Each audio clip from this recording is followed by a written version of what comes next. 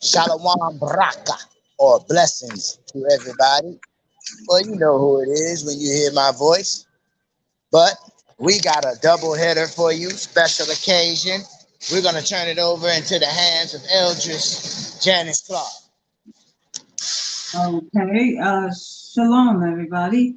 Today is Friday, October 27th, 2023, and I'm reading in the book of Jasher, chapter 39, in the Sefer, in the Bible Sefer, and it reads as thus.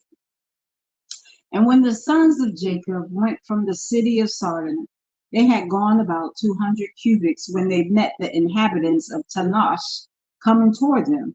For they went out to fight with them, because they had smitten the king of Tanash and all his men. So all that remained in the city of Tanash came out to fight with the sons of Jacob. And they thought to retake from them the booty and spoil which they had captured from Shazar and Sardin. And the rest of the men of Tabnash, fought with the sons of Jacob in that place. And the sons of Jacob smote them, and they fled before them, and they pursued them to the city of Abilene. And they all fell before the sons of Jacob. And the sons of Jacob returned and came to Tapnash to take away the spoil of Tapnash. And when they came to Tapnash, they heard that the people of Abilene had gone out to meet them to save the spoil of their brethren. And the sons of Jacob left their tent of their men in Tapnash to plunder the city. And they went out toward the people of Abilene. And the men of Abilene went out with their women to fight with the sons of Jacob, for their women were experienced in battle. Wow. And they went out, and about 400 men and women, and all the sons of Jacob shouted with a loud voice. And they all ran toward the inhabitants of Abilene, and with a great, tremendous voice. And the inhabitants of Abilene heard the noise of the shouting of the sons of Jacob, and their roaring like the noise of lions, and like the roaring of the sea in its waves. And fear and terror possessed their hearts on account of the sons of Jacob, and they were terribly afraid of them. And they retreated and fled before them into the city. And the sons of Jacob pursued them to the gate of the city, and they came upon them in the city. And the sons of Jacob fought with them in the city, and all their women were engaged in slinging against the sons of Jacob. And the combat was very severe amongst them the whole of that day till evening. And the sons of Jacob could not prevail over them. And the sons of Jacob had almost perished in that battle. And the sons of Jacob cried to Yahuwah, and greatly gained strength toward evening. And the sons of Jacob smote all the inhabitants of Abilene by the edge of the sword, men, women, and little ones. And also the remainder of the people who had fled from Sodom, the sons of Jacob smote them in Abilene. And the sons of Jacob did unto Abilene and to Nosh as they had done to Shazar and Sodom. And the people and the women saw that all the men were dead, and they went upon the roofs of the city and smote the sons of Jacob by showering down stones like rain. And the sons of Jacob hastened and came into the city and seized all the women and smote them with the edge of the sword. And the sons of Jacob captured all the spoil and booty, flocks and herds and cattle. And all the sons of Jacob did unto Mahanaim as they had done to Tabnash and to Shazor and Shiloh. And they turned from there and went away. And on the fifth day, the sons of Jacob heard that the people of Ganash had gathered against them to battle, because they had slain their king and their captains. For there had been 14 captains in the city of Ganash, and the sons of Jacob had slain them all in the first battle. And the sons of Jacob that day girt on their weapons of war, and they marched to battle against the inhabitants of Ganash. And in Ganash there was a strong, mighty people of the people of the Amorites. And Ganash was the strongest and best fortified cities of all the cities of Amorim. And it came there three walls. And the sons of Jacob came to Ganash, and they found the gates of the city locked, and about 500 men standing at the top of the outermost wall, and a people numerous as the sands upon the seashore were in ambush for the sons of Jacob from without the city at the near thereof. And the sons of Jacob approached to open the gates of the city, and while they were drawing nigh, behold, those who were in ambush at the near of the city came forth from their places and surrounded the sons of Jacob. And the sons of Jacob were enclosed between the people of Ganash, and the battle was both to their front and rear. And all the men that were upon the wall were casting from the wall upon them arrows and stones. And Yehuda, which is Judah, seeing that the men of Ganash were getting too heavy for them, gave a most piercing and tremendous shriek. And all the men of Ganash were terrified at the voice of Yehuda's cry, and men fell from the wall at his powerful shriek. And all those that were from without and within the city were greatly afraid of their lives. And the sons of Jacob still came nigh to break the doors of the city. And when the men of Ganash threw stones and arrows upon them from the top of the wall, and made them flee from the gate, and the sons of Jacob returned against the men of Ganash who were with them from without the city, and they smote them terribly, as striking against gourds, and they could not stand against the sons of Jacob, for fright and terror had seized them at the shriek of Yehuda. And the sons of Jacob slew all those men who were without the city. And the sons of Jacob drew nigh to effect an entrance in the entrance in the city, and to fight under the city walls.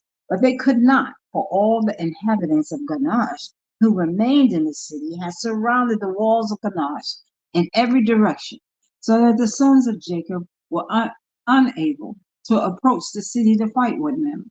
And the sons of Jacob came nigh to corner to fight under the wall. The inhabitants of Ganash threw arrows and stones upon them like showering of rain, and they fled from under the wall. And the people of Ganash, who were upon the wall, seeing that the sons of Jacob could not prevail over them from under the wall, reproached the sons of Jacob in their words, saying, what is the matter with you in the battle that you cannot prevail? Can you then do unto the mighty city of Ganash and its inhabitants as you did to the cities of the Amorites that were not so powerful? Surely to those weak ones among us you did those things, and slew them in the entrance of the city, where they had no strength, when they were terrified in the sounds of your shouting. And you will now then be able to, and will you now be able to fight in this place? Surely here you will all die, and we will avenge the cause of those cities that you have laid waste. And the inhabitants of Ganash greatly reproached the sons of Jacob and reviled them with their Elohim, and continued to cast arrows and stones upon them from the wall. And Yehuda and his brothers heard the words of the inhabitants of Ganash, and their anger was greatly roused. And Yehuda, who was Judah, was jealous of his Elohim, capital E, in this matter. And he called out and said, oh, Yehuda, help! Send help to us and our brothers. And he ran at a distance with all his might, and his sword drawn in his hand. And he sprang from the earth by dint of his strength, mounted the wall, and his sword fell from his hand. And Yehuda shouted upon the wall, and all the men that were upon the wall were terrified. And some of them fell from the wall in the city and died. And those who were yet upon the wall, when they saw Yehuda's strength, they were greatly afraid and fled for their lives into the city for safety.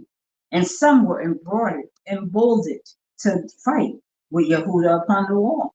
And they came nigh to slay him. And when they saw that there was no sword in Yehuda's hand, and they thought of casting him from the wall to his brothers, and 20 men of the city came to assist them, and they surrounded Yahuwah, and they all shouted over him, and approached him with drawn swords, and they terrified Judah, and Judah cried out to his brothers from the wall. And Jacob and his sons drew the bow from under the wall, smote 3 of the men that were on top of the wall, and Yehudah cried, continued to cry, and he exclaimed, "Oh, Yehudah, help us! Oh, help us, deliver us!" And he and he cried out with a loud voice upon the wall, and the cry was heard at a great distance.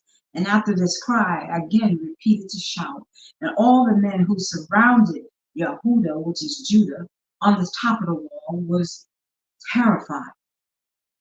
And they each drew his sword from his hand at the sound of Yehudah shouting and his tremor, and fled. And Yehudah took the swords which had fallen from their hands, and Yehudah, which is Judah, fought with them, and slew 20 of their men upon the wall. And about 80 men and women still ascended the wall from the city, and they all surrounded Yehudah and I'm going to say Yeshaya, God. Yeshaya impressed the fear of Yehudah in their hearts, that they were unable to approach him. And Jacob and all who were with him drew the bow from under the wall, and they slew 10 men upon the wall, and they fell below the wall before Jacob and his sons. And the people upon the wall, seeing that 20 of their men had fallen, they still ran, and Judah with drawn swords, but they could not approach him, for they were greatly terrified at Judah's strength. And one of their mighty men, whose name was Aru, approached to strike Judah upon the head with his sword. And when Judah hastily put his shield to his head, and the sword hit the shield, and it was split in two.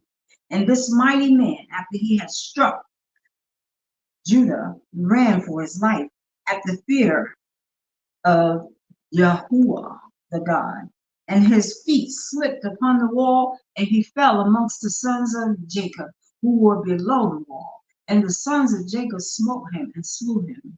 And Judah's head pained him from the blow of the powerful man, and Yehudah, which is Judah, had nearly died from it. And Yeshaya cried out upon the wall. No, Yahuwah shot. Judah cried out upon the wall, owing to the pain produced by the blow. And when Dan heard him, his anger burned within him, and he also rose up and went at a distance and ran and sprang from the earth and mounted the wall with his wrath, excited strength. And when Dan came upon the wall near unto Judah, all the men upon the wall fled, who had stood against Judah, and they went up to the second wall, and they threw arrows and stones upon Dan and Judah from the second wall, and endeavored to drive them from the wall. And the arrows and stones struck Dan and Yahuwah, and they had nearly been killed upon the wall. And whenever Dan and Yahuwah fled from the wall, wherever Dan and Judah fled from the wall, they were attacked with arrows and stones from the second wall. And Jacob and his sons were still at the entrance, at the city below the first wall, and they were not able to draw their bow against the inhabitants of the city, as they could not see by them being upon the second wall. And Dan and Judah, when they could no longer bear the stones and arrows that fell upon them from the second wall, they both sprang upon the second wall near the people of the city. And when the people of the city who were upon the second wall saw that Dan and Judah had come to them upon the second wall, they all cried out and descended below between the walls. And Jacob and his sons heard the noise of the shouting from the people of the city, and they were still at the entrance of the city, and they were anxious about Dan and Judah, who were not seen by them, and they being upon the second wall. And Naphtali went up with his wrath, excited might, and sprang upon the first wall to see what caused the noise of shouting which they had heard in the city. And Issachar and Zebulun drew nigh to break the doors of the city. And they opened the gates of the city and came into the city. And Naphtali leaped from the first wall to the second and came to assist his brothers and the inhabitants of Gadash, who were upon the wall, seeing that Naphtali was the third who had come up to assist his brothers. They all fled and descended into the city. Because let me pause for a minute, because one can chase 1,000 and two can chase 10,000. That's what the Bible says. And Jacob and all his sons and all their young men came into the city. And Judah and Dan and Naphtali descended from the wall into the city and pursued the inhabitants of the city. And Shimeon and Levi were from without the city and knew not that the gate was open. And they went up from there to the wall and came down to their brothers into the city. And the inhabitants of the city had all descended into the city. And the sons of Jacob came to them in different directions. And the battle waged against them from front and the rear. And the sons of Jacob smote them terribly and slew about 20,000 men and women. Not one of them could stand up against the sons of Jacob. And the blood flowed plentifully in the city, and it was like a brook of water. And the blood flowed like a brook to the outer part of the city and reached the desert of Beth Sharon. And the people of Beth Sharon saw at a distance the blood flowing from the city of Gadash. And about 70 men from amongst them ran to see the blood. And they came to the place where the blood was. And they followed the track of the blood and came to the wall of the city of Gadash. And they saw the blood issue from the city. And they heard the voice of crying from the inhabitants of Gadash, for it ascended into heaven. And the blood was continuing to flow abundantly like a brook of water. And all the sons of Jacob were still smiting the inhabitants of Ganash and were engaged in slaying them until evening, about 20,000 men and women. And the people of Sharon said, surely this is the work of the Hebrew, for they are still carrying on war in all the cities of the Emorium and the Amorites. And these people hastened and ran to Beth Sharon, and each took up his weapon of war. And they cried to all the inhabitants of Beth Sharon, who also girt on their weapons and war to go and fight with the sons of Jacob. And when the sons of Jacob had done smiting the inhabitants of Ganash, they walked about the city to strip all the slain. And coming into the innermost part of the city and further on, they met 3 very powerful men, and there was no sword in their hand. And the sons of Jacob came up to the place where they were, and the powerful men ran away. And one of them had taken Zebulun, who he saw was a young lad and of short stature, and with his might dashed him to the ground. And Jacob ran to him with his sword, and Jacob smote him below his loins with the sword, and cut him in two. And the body fell upon Zebulun. And the second one approached and seized Jacob to fell him to the ground. And Jacob turned to him and shouted to him, while Simeon and Levi ran and smote him on the hips with the sword and fell upon him to the ground. And the powerful man rose up from the ground with wrath, excited might, and Yehuda, Yeshaiah, came to him before he had gained his footing and struck him upon the head with the sword, and his head was split and he died. And the third powerful man, also God Almighty was helping them fight. And the third powerful man, seeing that his champions were killed, ran from before the sons of Jacob, and the sons of Jacob pursued him in the city. And while the powerful man was fleeing, he found one of the swords of the inhabitant of the city, and he picked it up and turned to the sons of Jacob and fought with that sword. And the powerful men ran to Judah to strike him upon the head with a sword. And there was no shield in the hand of Yahuwah. And while he was aiming to strike, Naphtali hastily took his shield and put it to Yehudah's head, and the sword of the powerful man hit the shield of Naphtali, and Judah escaped the sword. And Simeon and Levi ran upon the powerful man with their swords and struck at him forcibly with their swords, and the two swords entered the body of the powerful man and divided it in two likewise. And the sons of Jacob smote the three mighty men at that time together with the inhabitants of Ganash.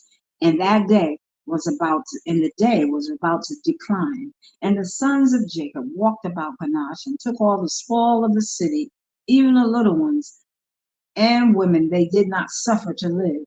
And the sons of Jacob did unto Ganash as they done to Sodom and Shiloh. That's the end of chapter 39. I'm going to end right there. I'm going to go to Enoch. Enoch chapter 71.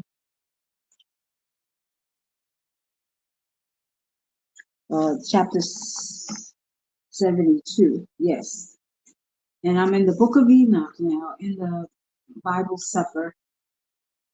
And chapter 72 says, the Sefer of the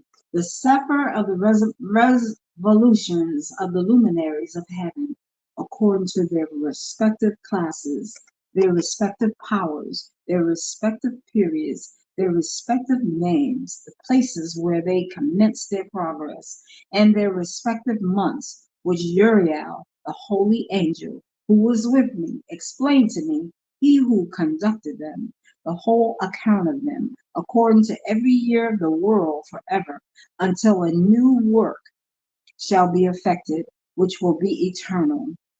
This is the first law of the luminaries. The sun and the light arrived at the gates of heaven, which are on the east, and the west of it at the western gates of heaven. I beheld the gates which the sun goes forth, and the gates where the sun sets, in which gates also the moon rises and sets, and the conductor of the stars among those who perceive them, 6 at the rising and 6 at the setting of the sun. All those, respectively, one after another, are on a level, and numerous windows are on the right and on the left side of the gates. First proceeds forth that great luminary, which is called the sun, the orb, which is as the orb of heaven, and the whole of it being replete with splendor and flaming fire. Its chariot where it sends, the wind blows. The sun sets in heaven and returning by the north to proceed toward the east is conducted so as to enter by that gate and illuminate the face of heaven. In the same manner it goes forth in the first month by the great gate. It goes forth through the fourth of these 36 gates, which are at the rising of the sun. And in the fourth gate, from which the sun rises in the first month, there are 12 opening windows, from which issues out a flame. And when they are opened in their proper periods, when the sun rises in heaven, it goes forth through the fourth gate 30 days, and by the fourth gate in the west of heaven on a level with its descents. During that period, the day is lengthened from the day, and the night curtailed from the night of 30 days. And when the day is longer by 2 parts than the night, the day is precisely 10 parts, and the night is 8. The sun goes forth through this fourth gate and sets in it, and turns to the fifth gate during the 30 days, after which it proceeds from and sets in the fifth gate. Then the day becomes lengthened by a second portion, so that it is 11 parts, while the night becomes shortened and is only 7 parts.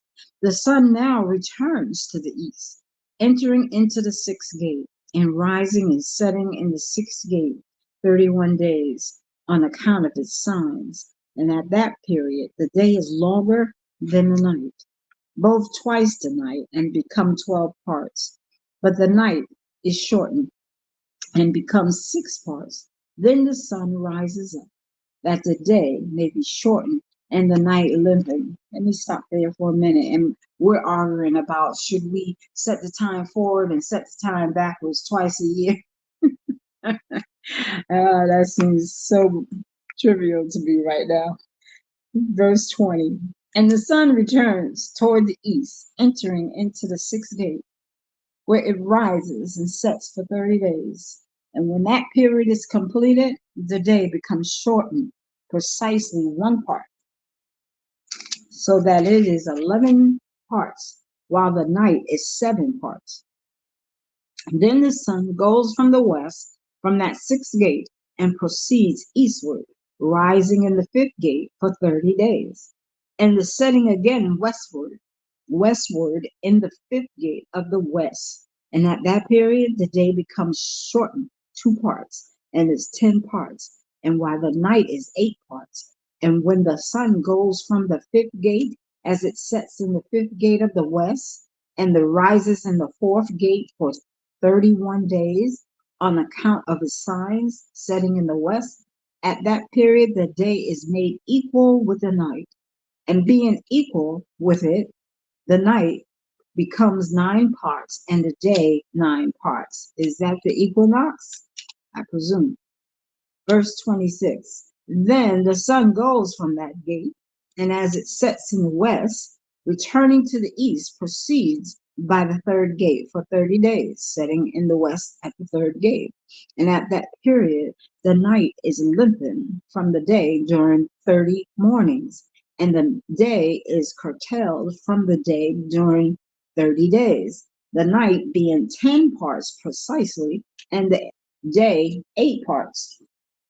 The sun now goes from the third gate, as it sets in the third gate in the west, but returning to the east, it proceeds by the second gate of the east for 30 days. In like manner also it sets in the second gate in the west of heaven. At that period the night is 11 parts, and the day 7 parts. Then the sun goes at that time from the second gate, as it sets in the second gate in the west, but returns to the east, proceeding by the first gate for 31 days, and sets in the west in the first gate. At that period, that night is lengthened as much again as the day. It is 12 parts precisely, while the day is still 6 parts. The night has completed its beginning, and a second time goes around from these beginnings. Into that gate it enters for 30 days, and sets in the west, and in the opposite part. At that period, the night is contracted in its length at fourth part. That is, one portion becomes 11 parts. The day is 7 parts. Then the sun returns and enters into the second gate of the east. It returns by these beginnings 30 days, rising and setting. And at that period, the night is contracted in its length, the day 8 parts. Then the sun goes from the second gate and sets in the west, but returns to the east and rises in the east in the third gate, 31 days, setting in the west of heaven. And at that period, the night becomes shortened. It is 9 parts, and the night is equal with the day. The year is precisely 364 days.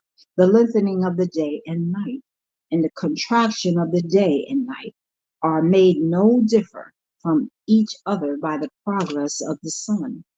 By means of this progress, the day is daily lengthened and the night greatly shortened.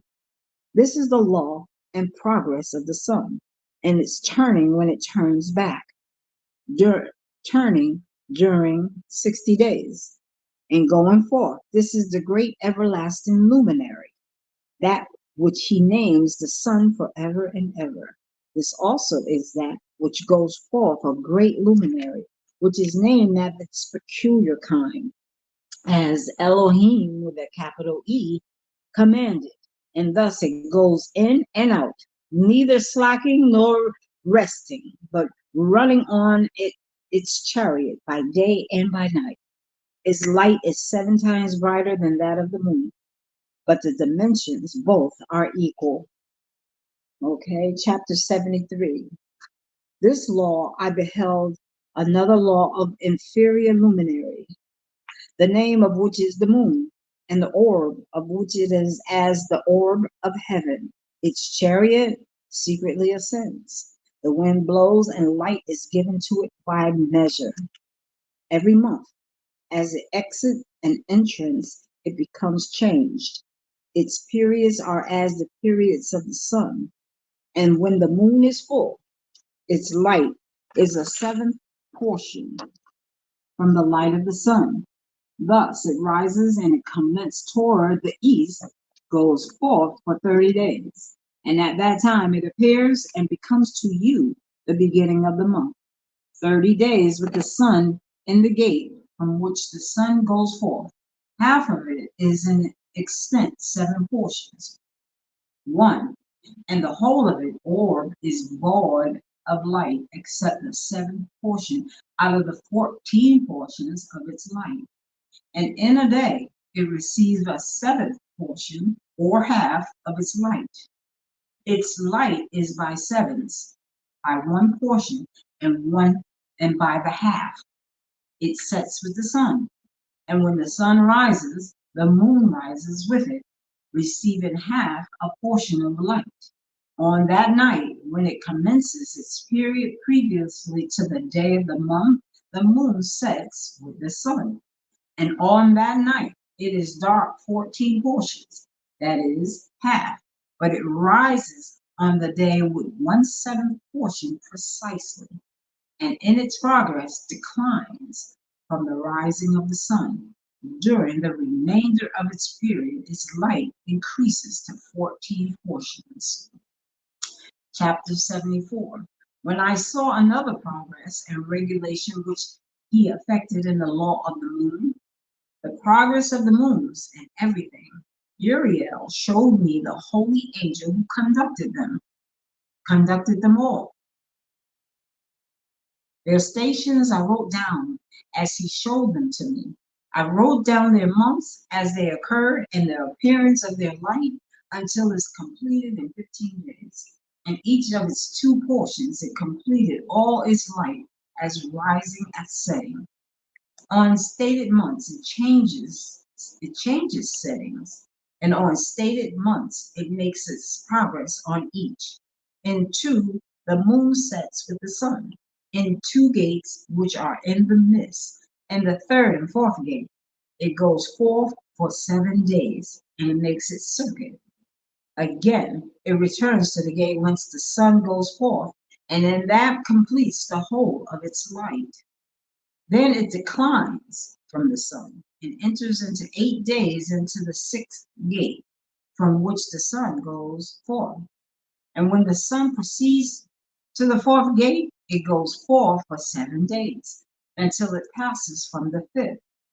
Again, it returns in 7 days to the 4th gate, completing all its light, declines and passes on by the 1st gate in 8 days, and returns in 7 days to the 4th gate, for which the sun goes forth. Thus I beheld their stations, and as according to the fixed order of the months, the sun rises and sets. At those times there is an excess of 30 days belonging to the sun in 5 years. All the days belonging to each year of the 5 years, when completed, amount to 364 days.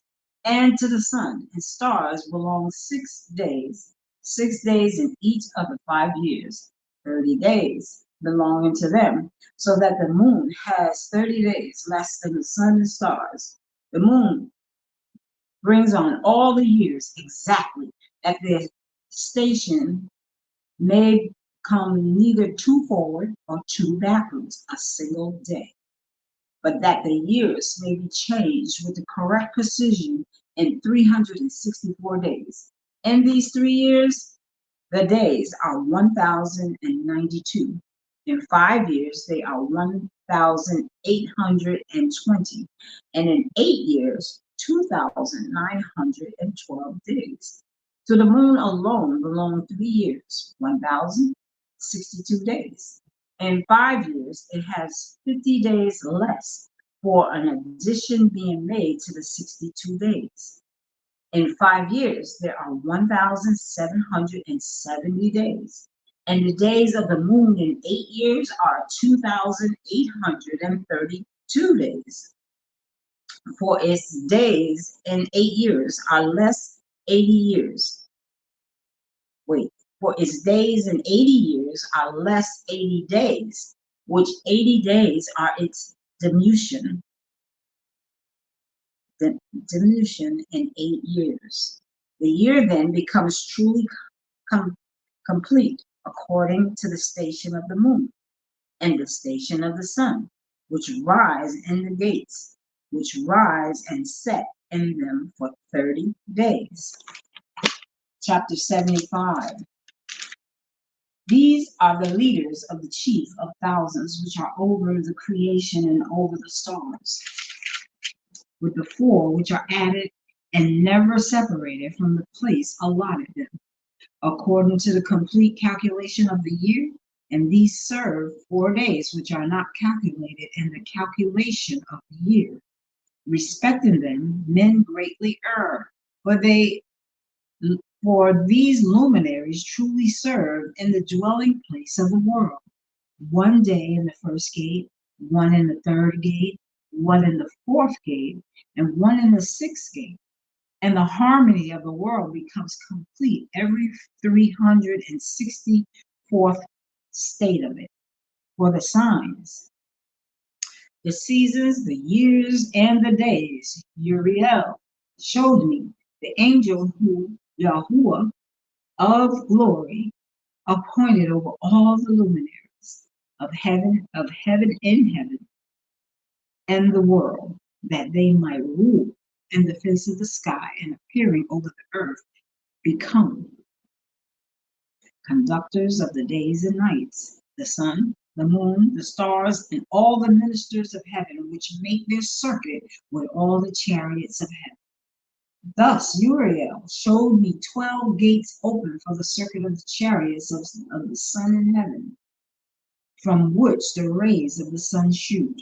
From these proceed heat over the earth. When they are open in their stated seasons, they are for the winds and the ruach of the dew. When in these seasons they are open in heaven at extremities. 12 gates I beheld in heaven, and at the extremities of the earth, through which through which the sun, moon, and stars, and all the heaven proceed at their rising and setting. Many windows are open at the right and on the left. One window at a season grows extremely hot. So also are the gates from which the stars go forth as they are commanded, and in which they set according to their number. I saw likewise the chariots of heaven running in the world above to these gates in which the stars turn, which never set. One of these is greater than all, which goes around the whole world. I'm going to stop right there and stop at the end of this chapter, which is 75. And I'll start another day on chapter 76 in the book of Enoch, which is Chonok in the Sefer. Y'all, don't forget tonight. So you need to go ahead and get a rest up or whatever you need to do. All of us will be on the platform. Shout out to Elizabeth Della Santos. I'll Oh, send that's right. Tonight we are supposed to be on the platform. Women, gird up your loins and let's get on this platform with the men. You know how these men do when they get their heads together. They all puffed up. Come on, ladies. Come with me. I will send the link to your page. Whoever else you want to bring on, all you got to do is copy and send the link to them. And same thing as you do. All you got to do is download StreamYard to your link Anybody and everybody is welcome. I can only hold 10 at a time. If we get 20 folks, then we have to start doing 10-minute rounds. And when one walks out, we invite one right back in. It all depends on y'all. So I just want to make sure everybody understood that what we're going to be doing on these Shabbats, coming together, building. You're not just going to hear the Holy Spirit through Brother BC. It's going to be many that talks with many different types of fruits. Thank you. Back to you, Elder Janice. Yeah, I just wanted to elaborate on these different seasons because now you know we're in the end times because these things are supposed to happen in different parts of the world. But there are times over there near Arizona and Texas, there's degrees of 115 degrees, while we are experiencing like 80 and 90, and you in Florida be experiencing a different. And you're saying even it's changing because sometimes it gets cold. I've never known for Florida to be cold, like close under 30 degrees. So these are the signs of the times, according to this book. Amen. Jasper, you understand what I'm saying? Yes, ma'am. All right, so I'm going to end it here and I'm going to say shalom.